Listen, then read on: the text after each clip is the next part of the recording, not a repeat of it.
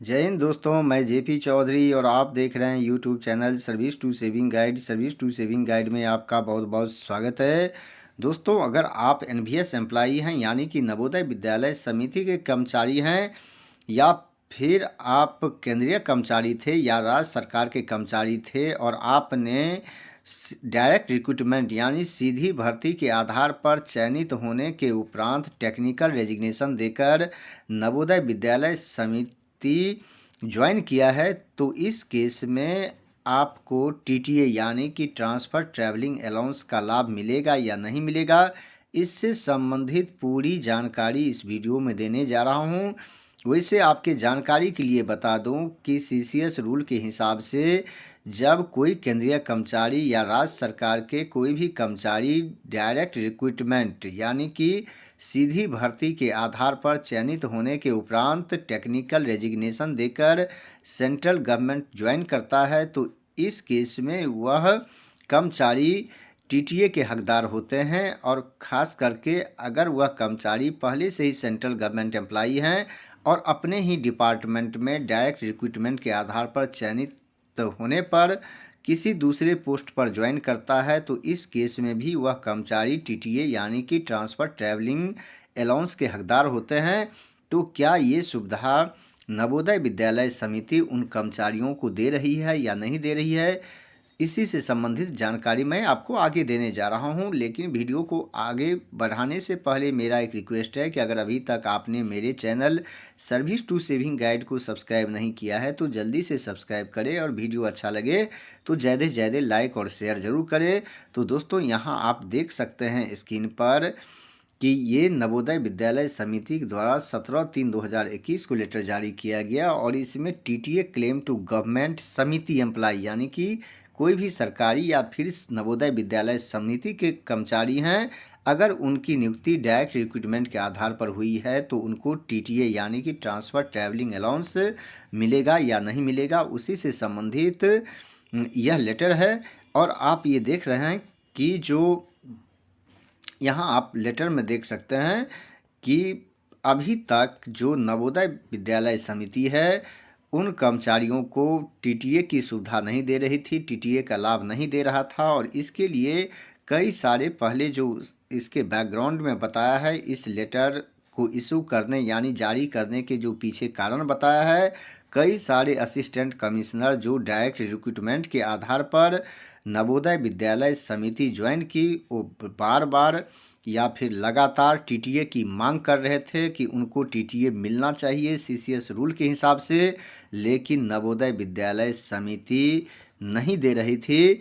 उसके बाद नवोदय विद्यालय समिति यानी कि कॉम्पिटेंट अथॉरिटी ऑफ एनवीएस यानी कि जो कमिश्नर है नवोदय विद्यालय समिति के,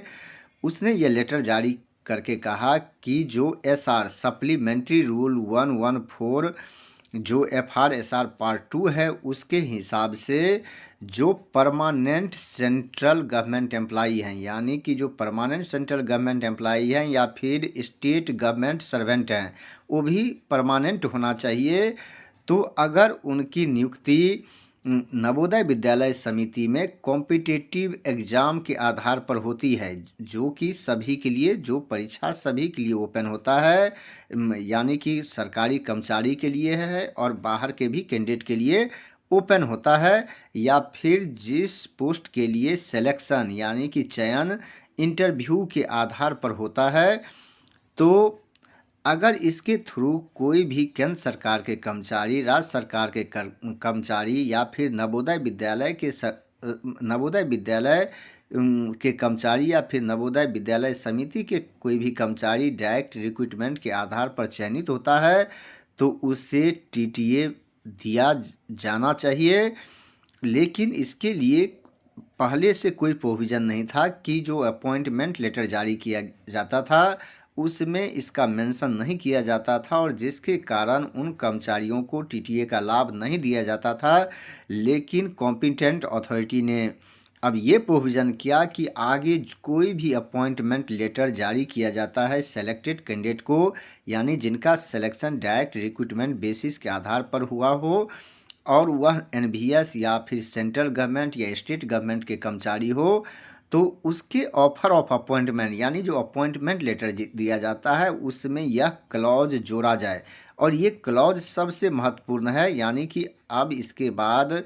टीटीए देने में कोई परेशानी नहीं होगी। उसमें ये क्लॉज लिखा जाए कि if the selected candidate is a permanent central और स्टेट गवर्नमेंट एम्प्लॉई और एन एम्प्लॉई ऑफ एनवीएस, यानी कि अगर वह कर्मचारी परमानेंट सेंट्रल गवर्नमेंट एम्प्लॉई हो या फिर स्टेट गवर्नमेंट एम्प्लॉई हो या फिर एनवीएस के कर्मचारी हो, तो वह टीटीए के हकदार होंगे। यानी कि SR 114 CCS रूल के हिसाब से टीटीए यानी कि ट्रांसफ़र ट्रैवलिंग अलाउंस के हकदार होंगे। तो यह सुविधा अब नवोदय विद्यालय समिति भी दे रही है और कई सारे नवोदय विद्यालय समिति के जो पुराने कर्मचारी हैं उस डर से डायरेक्ट रिक्रूटमेंट में भाग नहीं लेते कि उनका पे कम हो जाएगा। लेकिन दोस्तों ऐसा नहीं है, टेक्निकल रेजिग्नेशन के बाद टीटीए की भी सुविधा है और आपके पे फिक्सेशन की भी सुविधा है। तो इस केस में लॉस होने का कोई चांस नहीं मिलता है। लेकिन यहाँ मुद्दा था टीटीए का, जो कि अब नवोदय विद्यालय समिति ने ग्रांट कर दिया है। तो दोस्तों मुझे पूरा विश्वास है कि इस वीडियो से आपको ज़रूर ही लाभ मिलेगा। अगर आपने नवोदय विद्यालय समिति पहले ही ज्वाइन कर लिया है और आपको टीटीए नहीं मिला है तो इस लेटर के आधार पर आप टीटीए ले सकते हैं, या फिर आप नवोदय विद्यालय समिति ज्वाइन करना चाहते हैं तो आप आश्वस्त हो जाइए कि आपको टीटीए मिलेगा। तो दोस्तों मुझे पूरा विश्वास है कि यह वीडियो अच्छा लगा होगा, जानकारी अच्छी लगी होगी। वीडियो अच्छा लगा तो ज़्यादा से ज़्यादा लाइक और शेयर ज़रूर करें। यह वीडियो देखने के लिए आपको बहुत बहुत धन्यवाद।